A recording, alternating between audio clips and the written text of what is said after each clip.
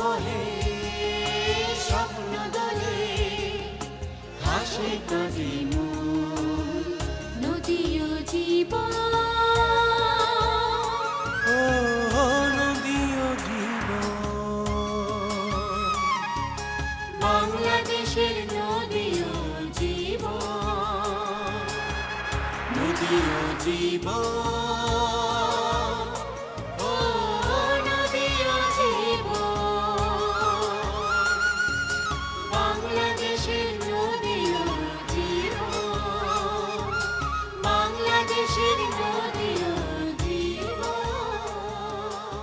প্রিয় দর্শক, শুরু হলো নদী ও জীবন অনুষ্ঠান। আমাদের এই নিয়মিত অনুষ্ঠানে আমরা নদী বিধৌত চর অঞ্চলের মানুষের জীবন সংগ্রাম, তাদের জীবন প্রবাহ এবং তারা জীবনে যে নানা ধরনের সুখ দুঃখের সঙ্গে সম্মুখীন হন সেসব বিষয়গুলো তুলে ধরার চেষ্টা করি। আজকে আমাদের এই অনুষ্ঠানে অতিথি হয়ে এসেছেন ইমিডিয়েট পাস্ট তত্ত্বাবধায়ক সরকারের অর্থ উপদেষ্টা ডক্টর মির্জা আজিজুল ইসলাম। আপনাকে স্বাগতম আমাদের আজকের এই অনুষ্ঠানে। আমরা তো বললাম যে আমরা চরের মানুষের জীবন প্রবাহের কথা যেমন বলি, একই সঙ্গে তাদের জন্য কি করা যেতে পারে তাদের অর্থনৈতিক জীবনের উন্নয়নের জন্য, তাদের সার্বিক জীবনের উন্নয়নের জন্য। এই সমস্যাটা কিন্তু বাংলাদেশের অতি পরিচিত সমস্যা। আমি যে জেলায় জন্মগ্রহণ করি, পাবনা, এবং সেখানে আমাদের দুটো গ্রামের বাড়ি ছিল, একটা পদ্মার কাছে আর একটা যমুনার কাছে। কাজেই এই চর অঞ্চলের লোকের সমস্যার সাথে আমার পরিচিতি কিন্তু মোটামুটি শৈশবকাল থেকে বলতে পারেন আর কি। আমি মনে করি যে এই সমস্যাটার সমাধান করতে গেলে নানাবিধ উপায়ে এটার চেষ্টা করতে লাগবে। একটা হচ্ছে যে চর অঞ্চলে যারা বাস করেন তাদের পার্মানেন্ট রিসেটেলমেন্টের কোনো ব্যবস্থা করা যায় কিনা অন্য অঞ্চলে, বা যে অঞ্চলগুলো ভাঙনের সম্মুখীন হয় না সাধারণত। আর দ্বিতীয়ত হচ্ছে যে রিভার ট্রেনিং বা ড্রেজিং করা, সেটাও খুব এক্সপেন্সিভ ব্যাপার, এবং সেটা কতটুকু এই ব্যাপারে আমার জানা নেই যে খুব আপনার থরো কোনো স্টাডি হয়েছে কিনা আর কি। তো সেটা একটা বিষয় দেখা দরকার। তৃতীয়ত হচ্ছে যে এই জিনিসগুলো অ্যাড্রেস করতে না পারা পর্যন্ত আমরা এদের কৃষির বাইরে অল্টারনেটিভ অকুপেশন কোনো ব্যবস্থা করা যায় কিনা। সেটা কি চর অঞ্চলেই করার না, এটা চর অঞ্চলের বাইরে এবং ট্রেনিং প্রোগ্রাম ইত্যাদি দিয়ে আর কি। এটার সেইগুলো আপনার তারা কৃষি খাতেও ব্যবহার করতে পারেন, অথবা এদেরকে ধরেন যে আমাদের যে বৈদেশিক কর্মসংস্থান যেটা, তাদের সাথে কিন্তু এদের একটা সম্পৃক্ততা সৃষ্টি করা যায়। এবং এর সাথে সাথে আর একটা জিনিস আমার ওদের যেটা করতে লাগবে সেটা হচ্ছে যে আপনার এগ্রিকালচারাল রিসার্চ। সেটা হলো যে ওই চরে যে সমস্ত জমি ওঠে ওই টাইপের জমিতে কী ধরনের ফসল, বিশেষ করে সবজি টবজি ইত্যাদি কি করা যায় না যায়, এগুলোর ক্ষেত্রেও কিছু উন্নতি হয়েছে এখন। কিন্তু বেশ কিছু আপনার ফসল ওখানে চর অঞ্চলে বিশেষ করে সবজি জাতীয় ফসল বেশ কিছু হচ্ছে। আমরা আলোচনা আবার ফিরে আসবো। তো এখন আমরা একটা তথ্যচিত্র দেখব। আমাদের তথ্যচিত্র ধারক দল আপনার ওই চরের উপরেই একটি ছোট্ট ডকুমেন্টারি করেছে। আমরা তথ্যচিত্রটি দেখে তারপর আবার ফিরে আসবো আলোচনায়।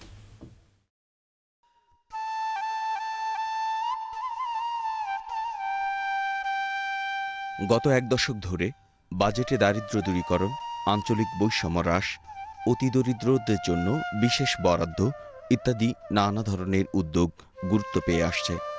সম্প্রতি চরাঞ্চলের প্রতিও লক্ষ্য করা গেছে নীতি নির্ধারকদের বিশেষ মনোযোগ। গত অর্থবছরে তত্ত্বাবধায়ক সরকারের মাননীয় অর্থ উপদেষ্টা বাজেট ঘোষণায় চরের জন্য বেশ কিছু উন্নয়নমূলক পরিকল্পনার কথা উল্লেখ করেছেন। চলতি অর্থবছরে বিভিন্ন প্রকল্পের ব্যয় সমন্বয় করে চরম দরিদ্র এলাকায় 100 কোটি টাকা বরাদ্দ বাড়ানো হয়েছে। এছাড়া সর্বাধিক দারিদ্র্যপীড়িত 28টি জেলায় বিশেষ উন্নয়ন সহায়তা হিসেবে 20 কোটি 60 লক্ষ টাকা প্রদান করা হয়েছে। আগামী অর্থবছরে বার্ষিক উন্নয়ন কর্মসূচিতে এ বাবদ 40 কোটি টাকা বরাদ্দের প্রস্তাব রয়েছে।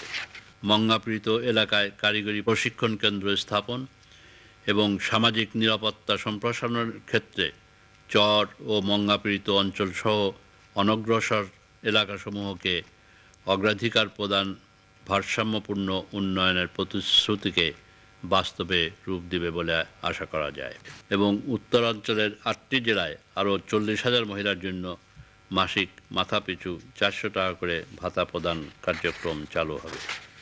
চর এলাকার বাছাইকৃত যুব ও পুরুষ ও মহিলাদেরকে বগুড়া ও লালমনিরহাট কারিগরি প্রশিক্ষণ সেন্টারে প্রশিক্ষণ প্রদান করা হচ্ছে।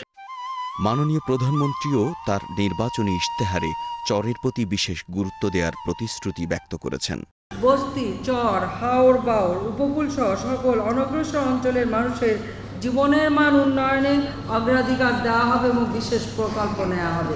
এবছর বাজেটে অতি দারিদ্র্য ও স্থানিক দারিদ্র্য নিরসনের ওপর জোর দেওয়া হয়েছে এবং প্রত্যক্ষ ও পরোক্ষভাবে যাতে চরবাসীরা জীবনযাত্রার মান উন্নয়ন, কর্মসংস্থান ও দারিদ্র্য বিমোচনের লক্ষ্যে বিভিন্ন সুযোগ সুবিধা পেতে পারে সে ধরনের কিছু পদক্ষেপ নেওয়া হয়েছে। যেমন অতি দরিদ্রদের জন্য কর্মসংস্থান শীর্ষক একটি বড় আকারের কর্মসৃজনমূলক কর্মসূচির আওতায় 1,176 কোটি টাকা বরাদ্দের প্রস্তাব রাখা হয়েছে। মংগা এলাকার জন্য উত্তরাঞ্চলে হতদরিদ্রদের জন্য কর্মসংস্থান প্রকল্পে 12,85,00,000 টাকা, চরাঞ্চলের মানুষের জীবনযাত্রার মান উন্নয়ন, কর্মসংস্থান ও দারিদ্র্য বিমোচনের লক্ষ্যে বিভিন্ন প্রকল্পে 181,75,00,000 টাকা বরাদ্দ রাখা হয়েছে। বন্যা ও নদীগর্ভে বিলীন 370টি প্রাথমিক বিদ্যালয় পুনর্নির্মাণ এবং বিদ্যালয়বিহীন এলাকায় 1,500টি প্রাথমিক বিদ্যালয় স্থাপনের উদ্যোগ গ্রহণ করা হয়েছে।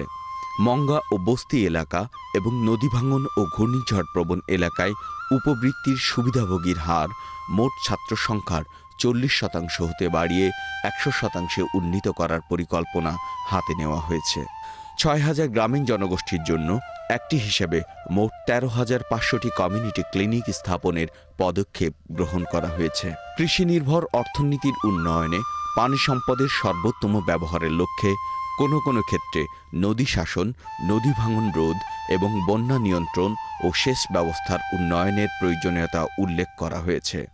এ সমস্ত পরিকল্পনা গ্রহণের পর চরবাসীদের দুর্ভোগ অনেকটাই হ্রাস পাওয়ার কথা, কিন্তু বাস্তবতা হচ্ছে চরের দুর্দশাগ্রস্ত জীবনে তেমন কোনো ইতিবাচক পরিবর্তনই ঘটেনি, কারণ উন্নয়ন পরিকল্পনার সঠিক বাস্তবায়নের অভাব। প্রতি বছর দারিদ্র্য নিরসনে যে সমস্ত কর্মসূচি বা বরাদ্দ নির্ধারণ করা হয় তা ছিটে ফোঁটাও পৌঁছয় না চরবাসীদের কাছে। ফলে বাজেটের সুফল ভোগে বরাবরই অসমর্থ এসব ভাগ্যপীড়িত মানুষেরা। তাই বাজেটের কথা উঠলেই তাদের কণ্ঠে উচ্চারিত হয় নানা ক্ষোভ ও হতাশার কথা। আমার চরে আসতে হবে, আসে চরে দেখতে হবে যে চরের অবস্থাটা কি। তারা বাজেটটা চাইতেছে দরকারি চায় না অন্যভাবে চায়। এমনি সাথে বসে আছে ঢাকায়, উনি তো আমার খবর জানে না। জিজ্ঞাসা লেখে এলাকার লোকজন আমার কাজ করে পায়, দরখাস্ত দিলে কাজ বাজেট পাশে আসলে তারপর কাজ হবে, তাহলে আমার দেশের এলাকার উন্নতি হবে। যেমন তিস্তার পূব পাশের লোকরা আর আমরা তিস্তার মাঝখানে আছি, ওদের তুলনা আমরা কিছু না, ওদের তুলনা আমরা কিছু না, আমাদের খুব নিচে জায়গায় আছি। কারণ ওদের এই নদী পূব পাশে যে বাজেট হবে ওই বাজেট দিয়ে আমাদের কোনো কাজ হবে না। দয়া করে ওনারা এসে আমাদের এলাকা দেখুক, দেখার পরে তারা বাজেট করুক।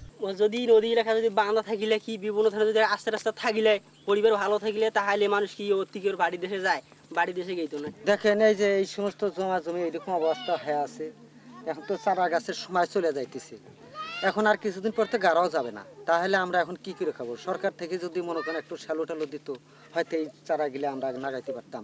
তাহলে কিছু সেরকম জমি তো আমাদের নাই, সামান্য একটু করে জমি। মনে করেন যে এই যে জমিটুকু হয়তো একটু আবাদ সুবাদ করি, যখন একটু বসে টসে থাকি আবাদ সুবাদ করি। তাছাড়া কেউ হতে রিস্কাও বয়, কেউ হতে পাক জাল দিয়ে নদীতে মাছও ধরে বিক্রি করি। এইরকম করেই আমাদের জীবন বাসা বানিয়েছে আর কি। তা একটু আবাদ সুবাদ করে ফেলে এখন মনে করেন ছেলে মেয়েও বড় হয়েছে, এখন মেয়ের শাদি কিন্তু বিয়ে শাদি দেওয়া লাগে, সেই চিন্তা ভাবনা। পেটের খোরাকি জোগাবো না সেই দিকেই তাকামো না, এখন বেমারি একটা যদি হয় হঠাৎ করে সেদিকেও তো পয়সা করি লাগে, সে পয়সা করে আমরা জোগাড় পাইতেছি না। বাজেট আমরা ওগুলা তো কিছু বুঝি না, আমরা চাই যে ছেলে মেয়ে নিয়ে আমরা কাজ করে যেন এখানে খেয়ে থাকতে পারি আমরা। উন্নয়ন পরিকল্পনা থেকে চরাঞ্চলের বিচ্ছিন্ন থাকার অন্যতম প্রধান কারণ মূলভূমি থেকে এখানকার সম্পূর্ণ ভিন্ন বাস্তবতা।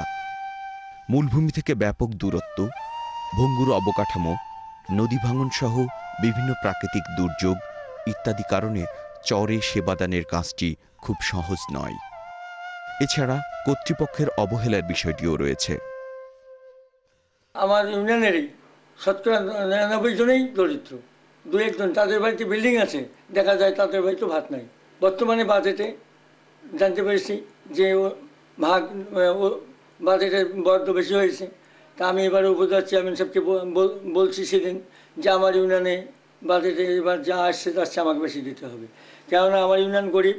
জনসংখ্যা ভিত্তিতে যেটা ভাগ দেওয়া হয় তাতে আমার জনসংখ্যা কম, সেই ভিত্তিতে আমার আয়তনে অনেক বেশি, সেই ভিত্তিতে আমি কম পাই।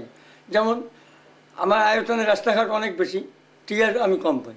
জনসংখ্যা ভিত্তিকে টিয়ার ভাগ দিচ্ছে, মানে কাবিকের ভাগ দিচ্ছে, দুষ্টমাতার ভাগ পাইতেছি, যার জন্য আমার অভাব খুবই মানে সমস্যার সমাধান করা আমার পক্ষে সম্ভব হয় না।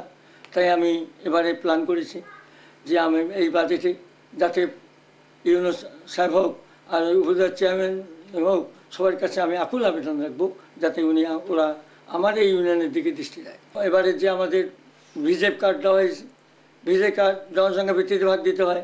আমি আইল্যান্ডে দিতে পারি না, দ্বীপচরে বেশি দিতে পারি না, কারণ ওখানে ওয়ার্ড ভিত্তিক ভাগ আসে।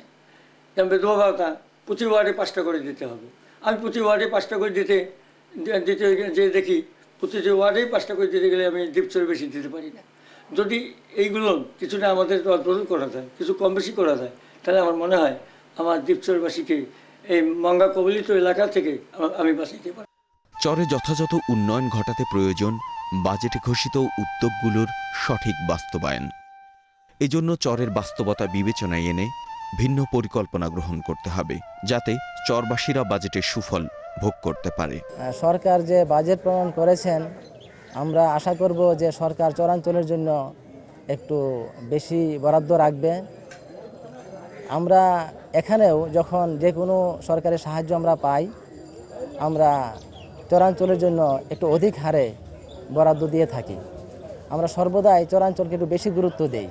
তো এবছর যে বাজেট হয়েছে, আশা করব সেই বাজেট থেকে চরের জন্য একটা বাড়তি বরাদ্দ থাকবে, এবং তাহলে চরের মানুষের উন্নয়ন, চরের মানুষের দুঃখ লাঘব এবং তাদের দারিদ্র্য বিমোচনের জন্য বিরাট সহায়ক হবে বলে মনে করি।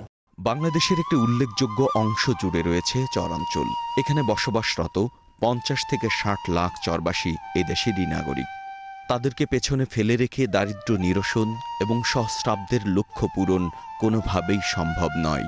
তাই নীতি নির্ধারকদের চরবাসীদের কথা মনে রেখেই উন্নয়ন পরিকল্পনা বাস্তবায়নে এগিয়ে আসতে হবে। শিক্ষা, স্বাস্থ্য ও দারিদ্র্য খাতে তাদেরকে সে সমস্ত সুযোগ সুবিধাই নিশ্চিত করতে হবে বাংলাদেশের নাগরিক হিসেবে যেগুলো তারা ন্যায্য অংশীদার। প্রিয় দর্শক, আমরা এখন একটা বিরতি নেব। বিরতির পর আবার ফিরে আসব নদী ও জীবন অনুষ্ঠানে। আপনারা আমাদের সঙ্গেই থাকবেন। বাংলাদেশের নদী ও জীবন।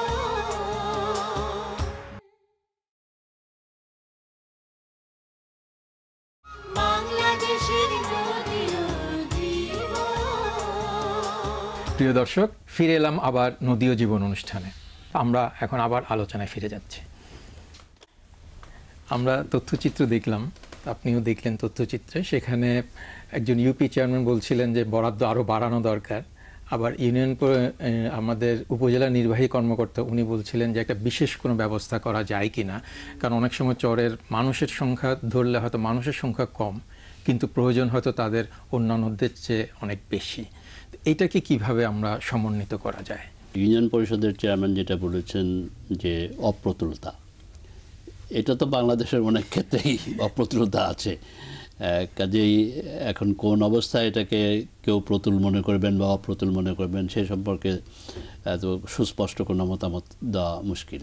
বিষয়টা হলো যে যেটা আপনারা লক্ষ্য করেছেন আমার আগের বাজেট বক্তৃতা এবং পরবর্তী 2009-10 বাজেটে, যে সরকারের পক্ষ থেকে ক্রমশই চর অঞ্চলের মঙ্গলের জন্য বাজেট বরাদ্দ বাড়ানো হচ্ছে এবং ধাপে ধাপে বিভিন্ন রকমের কর্মসূচি নেওয়া হচ্ছে, যেগুলো আমি আগে কিছুটা উল্লেখ করেছিলাম। যেমন ধরুন প্রশিক্ষণ বা রিভার ট্রেনিং, তারপরে নানা রকমের ভাতা জাতীয় প্রোগ্রাম, শিক্ষা খাতে ভাতা 100% দেওয়া যেটা এবছরে করা হয়েছে ইত্যাদি নানা ধরনের প্রক্রিয়া নেওয়া হচ্ছে। এখন সে সত্ত্বেও চাহিদার মাত্রায় অবশ্যই হয়তো এখনও প্রতুল না, তবে এটা আমি আশা করি যে এটা ক্রমেই বাড়তে থাকবে। এখন দ্বিতীয় প্রশ্ন হচ্ছে যে চর অঞ্চলকে শুধুমাত্র চর অঞ্চলের জন্য আলাদা কিছু করা যায় কিনা। এখানে আপনার দুটো দিক আছে। একটা হচ্ছে যে কেন্দ্রীয় বাজেটে যে বরাদ্দগুলো দেওয়া হচ্ছে সেটার যে উইদিন দ্য অ্যাডমিনিস্ট্রেটিভ ডিস্ট্রিবিউশনটা কীভাবে হবে সেটা তো লোকালি ডিটারমিন্ড হয়, কাজে সেখানে তারা কিন্তু অনেকাংশে তারা নিজেরাই করতে পারেন এটা এখান থেকে কেন্দ্রীয় বাজেটে সেপারেট চরের জন্য অ্যালোকেশন না থাকলেও যেহেতু মূল ক্রাইটেরিয়াগুলো কী হবে সেটা বলে দেওয়া হচ্ছে, যেমন দারিদ্র পীড়িত লোকের সংখ্যা কীরকম ইত্যাদি। এবং এখানে তো ভাতা যেগুলো হচ্ছে সেখানে হয়তো পার হেড থাকে, কিন্তু পার হেডে তো আপনার যে এখন এই অঞ্চলের জন্য যেমন স্টুডেন্টদের ক্ষেত্রে 100% একটা কাভারেজ দেওয়া হবে, যে ওটা তো অটোমেটিক্যালি এটা কাভার হয়ে যাচ্ছে। অন্যান্য ক্ষেত্রে যে পার হেড থাকছে কিন্তু নাম্বার অফ পিপল তার ডিস্ট্রিবিউশনটা কীরকম সেটা তো চর অঞ্চলে বেশি যাওয়ার কথা, কারণ ওইখানে তো number of poor people is more than in other areas, সুতরাং সেটাকে ওইভাবে করা যেতে পারে।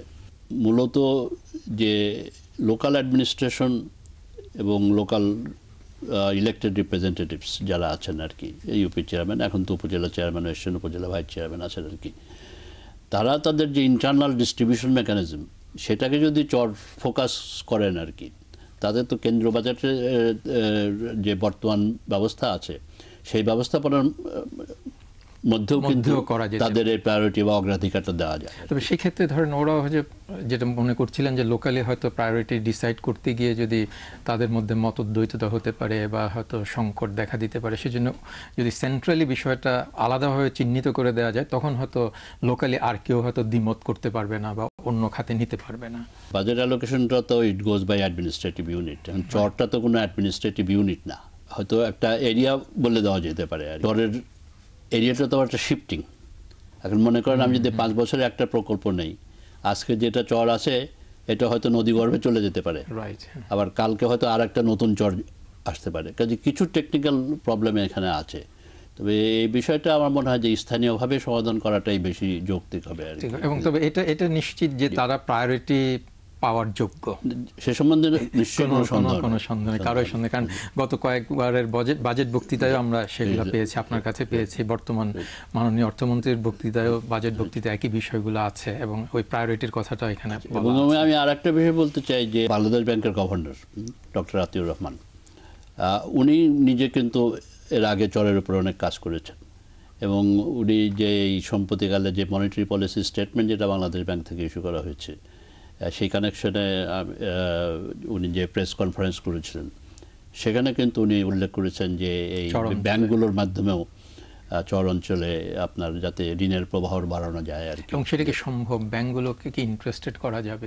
এটা ব্যাংকগুলো আপনার এখানে দুটো আমি বলবো, একটা হচ্ছে যে সরকারি ব্যাংক, বিশেষ করে কৃষি ব্যাংক বা সোনালী ব্যাংক যাদের ব্রাঞ্চ নেটওয়ার্ক মোটামুটি ভালো আছে, তাদেরকে তো কারণ এখানে কিছুটা ক্রস সাবসিডির প্রশ্ন আসবে, অর্থাৎ আপনি ওখান থেকে হয়তো খুব একটা লাভ করতে পারবেন না বা কারণ উচ্চ হারে সুদ আপনি চার্জ করতে পারবেন না, সেটা তো সরকারি ব্যাংকে কোনো অসুবিধা হওয়ার কথা না। একসময় আমরা দারিদ্র্য বিমোচনের কথা বলেছি, পরবর্তী পর্যায়ে আবার দারিদ্র্য রিডাকশনের কথা বলছি, তাহলে কি আমরা আপনার দারিদ্র্য মুক্ত হতে পারবো না এরকম কোনো সিদ্ধান্তে চলে এসেছি? দারিদ্র্য মুক্তি যেটা সেটা তো অবশ্যই সময় সাপেক্ষ ব্যাপার, কারণ এখনও তো আমাদের দেশে প্রায় 40%-এর কাছাকাছি মানুষ দারিদ্র্য সীমার নিচে আছে। সুতরাং সেটাকে তো আপনি 1 বছর 2 বছর বা 5 বছরে আপনি তো করতে পারবেন না। কাজেই বছরে হয়তো 2% মতো, ইনফ্যাক্ট হাইয়েস্ট রেকর্ড বাংলাদেশে যেটা 1.8% পার ইয়ার রিডাকশন হয়েছে আর কি। মোটামুটি 5-6%-এর মধ্যে যদি আমরা নিয়ে আসতে পারি সেটাকে মোটামুটি এটা দারিদ্র্যমুক্ত দেশ হিসেবেই সে দেশটা বিবেচিত হয়। তো কাজেই ওই টার্গেটটা অবশ্যই আছে। 2015-এর মধ্যে আপনার হাফে নিয়ে আসতে লাগবে, অর্থাৎ তাতে আমাদের 2015-এর মধ্যে poverty reduction should come down to I think about 20% of the population. কম আয় করছে, আয় করার পরও কিছুটা সঞ্চয় করে। আবার কিছু ব্যক্তি আছে যাদেরকে আমরা দেখছি হয়তো ঋণ খেলাপি হয়ে বিলাসী জীবন যাপন করে। তাহলে কার রোলটা কীরকম, কাকে আমরা দরিদ্র তখন কাকে বলবো? উনি তো ধরেন অন্যের অর্থ নিয়ে বিলাসী জীবন যাপন করছে, আবার আরেকজন নিজের আয় দিয়ে সঞ্চয় করছে। এই ডিফারেন্সটাকে আমরা কিভাবে দেখব?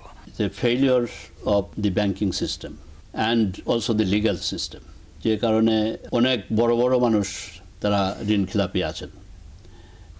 সেখানে এটাকে অ্যাড্রেস করার জন্য আপনারা জানেন যে এই অর্থ ঋণ আদালত করা হয়েছিল, তাতে কিছুটা প্রোগ্রেস হয়েছে, কিন্তু এখন পর্যন্ত এটা যে খুব স্যাটিসফ্যাক্টরি, খুব যে একটা সন্তোষজনক, এটা হয়তো বলা যাবে না আর কি। এবং এই সমস্যাটা আপনার বিশেষ করে রাষ্ট্রায়ত্ত ব্যাংকগুলোর একটা বেশ বড় রকমের সমস্যা। সেখানে এই সমস্যাটা থেকে কিছুটা উত্তরণের জন্য আমরা ওই 3টা রাষ্ট্রায়ত্ত ব্যাংকে এটাকে কর্পোরেটাইজ করেছিলাম, এবং আমি এটা 3 মান্থলি মনিটরিং শুরু করেছিলাম ব্যাংকগুলোর টপ এক্সিকিউটিভদের সাথে বসে। তাতে কিছুটা উন্নতি হয়েছে, এখনও বেশ কিছু অগ্রসর হতে লাগবে। এখন এখানে আর একটা প্রবলেম হয়ে যায় যে অনেক ক্ষেত্রে ঋণ খেলাপিরা একটা আইনের আশ্রয় নিয়ে একটা স্টে অর্ডার নিয়ে ফেললো, তারপরে আরও এই স্টে অর্ডার ডিসপোজাল হতে অনেক সময় লাগে। কোনো কোনো ক্ষেত্রে ব্যাংক কর্মকর্তা যারা আছে তাদের এটা অদক্ষতা বা এমনকি কোনো কোনো ক্ষেত্রে হয়তো যোগসাজশও থাকতে পারে। তো কাজেই এটার অনেকগুলো বিষয় আছে। তবে অবশ্যই যে মানুষটা তার স্বল্প আয় থেকে সঞ্চয় করছে তাকে তো আমার মনে হয় আমাদের শ্রদ্ধা জানানো উচিত। আজকে আমাদের এই অনুষ্ঠানে অংশগ্রহণ করার জন্য এবং আপনার মূল্যবান বক্তব্য বলার জন্য আপনাকে অনেক ধন্যবাদ। আপনাকেও ধন্যবাদ। প্রিয় দর্শক, আমরা এখন একটা বিরতি নেব। বিরতির পর আবার ফিরে আসব নদী ও জীবন অনুষ্ঠানে। বাংলাদেশের নদী ও জীবন,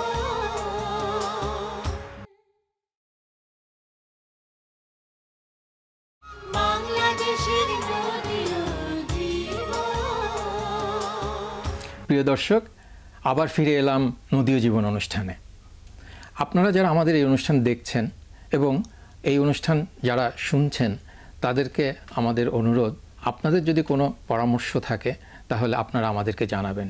পরামর্শ জানাবার ঠিকানা: প্রযোজক নদী ও জীবন, Bangla vision, Noor tower, 110 Bir Uttam CR Dutta road, Dhaka 1205। Phone 01712626198। আরেকটি ফোন নাম্বার 01715715486। Email nodiojeebon@banglavision.tv। প্রিয় দর্শক, চরের মানুষের সংকট নতুন নয়, চর জীবন নতুন নয়। আমাদের এই নদী বিধৌত বাংলাদেশ বহুকাল ধরে চরের মধ্যেই বসবাস করছে। চরের যারা মানুষ শত বছর ধরেই এই সংকটের মধ্য দিয়ে তাদের জীবন অতিবাহিত হচ্ছে। সাম্প্রতিক সময়ে সরকারিভাবে এবং বেসরকারি পর্যায়ে চরের মানুষের উন্নয়নের জন্য নানাবিধ কর্মসূচি নেওয়া হচ্ছে। সরকারি পর্যায়ে বাজেটে বরাদ্দ রাখা হচ্ছে এবং সরকারি ঊর্ধ্বতন কর্তৃপক্ষ, নীতি নির্ধারকরাও চর বিষয়ে সাম্প্রতিক সময়ে যথেষ্ট আগ্রহী হয়েছেন তাদের উন্নয়নের জন্য। আমরা জানি চরের এই মানুষগুলোকে ফেলে রেখে যে উন্নয়নের কথা বলি সেই উন্নয়ন সম্পূর্ণ হবে না। চরের মানুষের উন্নয়ন যদি হয়, সকল মানুষের উন্নয়ন যখন হবে, তখনই আমরা সত্যিকার অর্থে বলতে পারবো যে আমরা উন্নত হয়েছি, আমাদের দেশ অগ্রগতি লাভ করেছে। সেই জন্যেই চরের মানুষকে আমাদের মনে রাখতে হবে, তারা যাতে পেছনে পড়ে না থাকে সে বিষয়ে আমাদের দৃষ্টি দিতে হবে। প্রিয় দর্শক, আপনাদের সবাইকে ধন্যবাদ জানিয়ে এবং আগামী অনুষ্ঠান দেখার আমন্ত্রণ জানিয়ে আজকে এখানে শেষ করছি। নদীর বুকে চর বালুতে বাঁধে